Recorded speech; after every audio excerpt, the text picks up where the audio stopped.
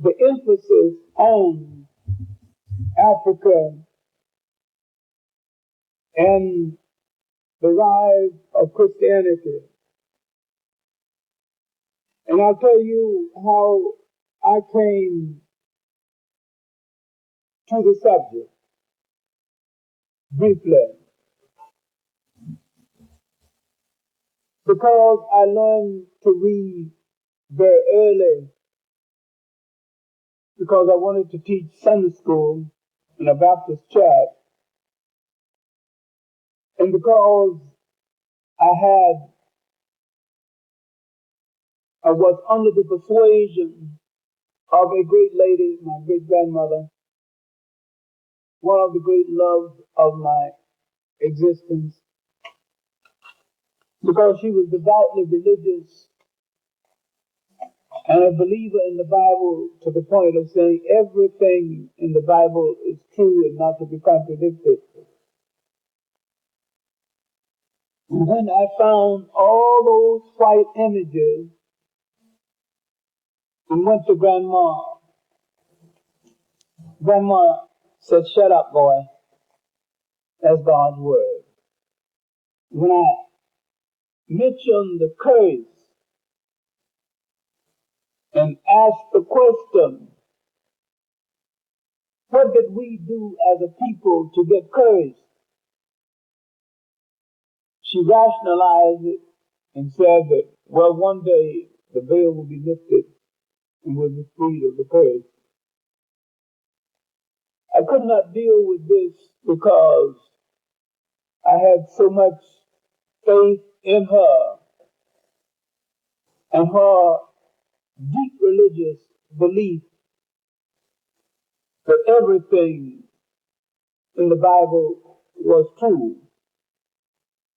I had not grown up, of course. I had not read books about how the Bible got written. I did not know at that time how to separate history from Jewish folklore. I did not know that principally the Bible is a Jewish survival book and a very good one, and that some of it is pure history, some of it is pure folklore, but all of it is spirituality.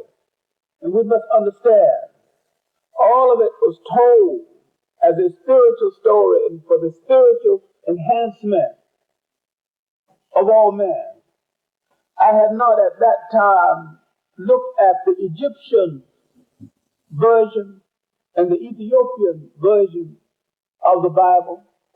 It was not until the late 30s that I saw an Ethiopian Bible, and in the Ethiopian Bible there was only one white character, and that was the devil.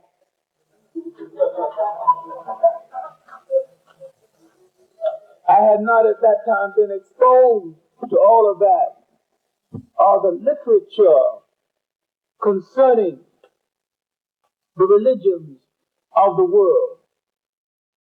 I saw that Africa was the basis of all the three major world religions. What I want to look at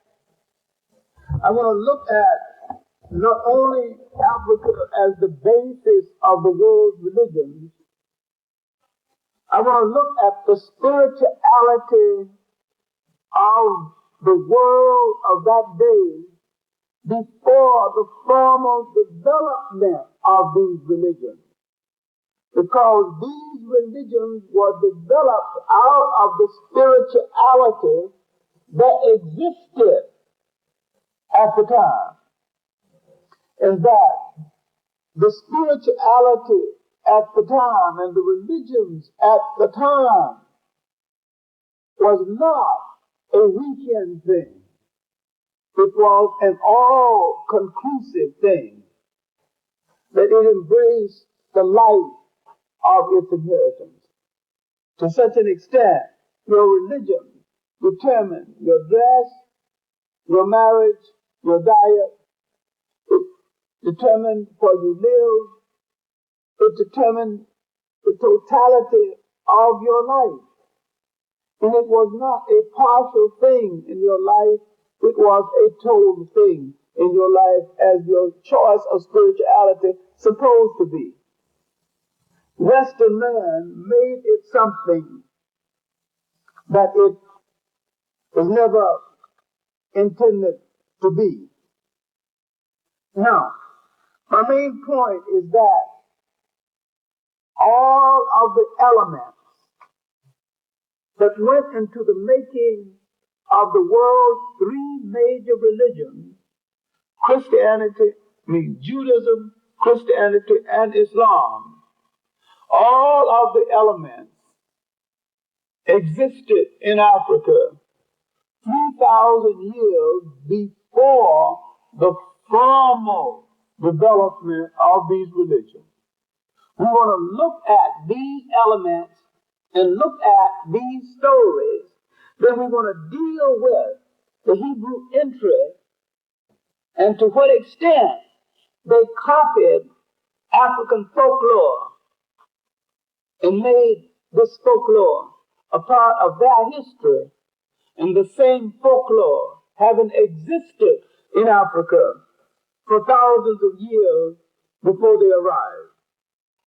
Now, what you have to look at also is the fact that we are talking about a period in the history of the world when there was no such thing as Europe.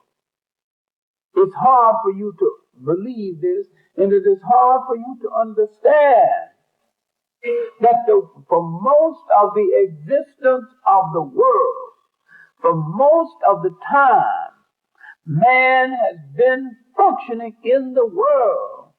There was no such place as Europe.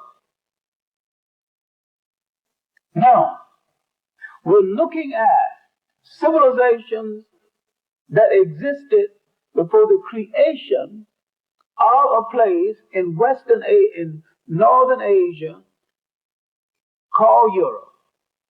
That is not a continent. What you have to understand is the impact of the glacial age. And the glacial age hit Europe. For most of the existence of these early civilizations, Europe was an ice cap and was uninhabited. It was only after the melting of this ice that people could go into Europe and form a civilization or a way of life. And these first people were Africans. Now, you're wondering, how did they become white? Well, it's a longer story that we can tell.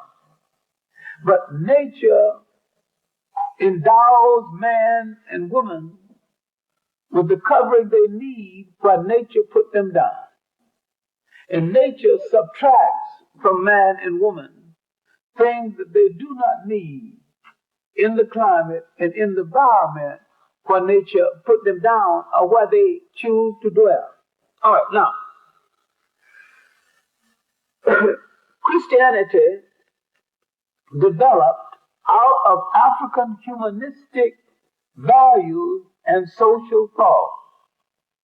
These humanistic values and social thought was old in Africa and remained in Africa for thousands of years before someone gave the religion a name. In other words, there was probably more Christianity before someone decided that it should have a name, and they put a name on it. Now, this is reflected in a lot of literature, some written by our own writers. John Jackson's Pagan Origins of the Christ Myth, where he traces the concept of Christ in 26 civilizations, all 1,000 miles apart. In other words, man, God, and civilization.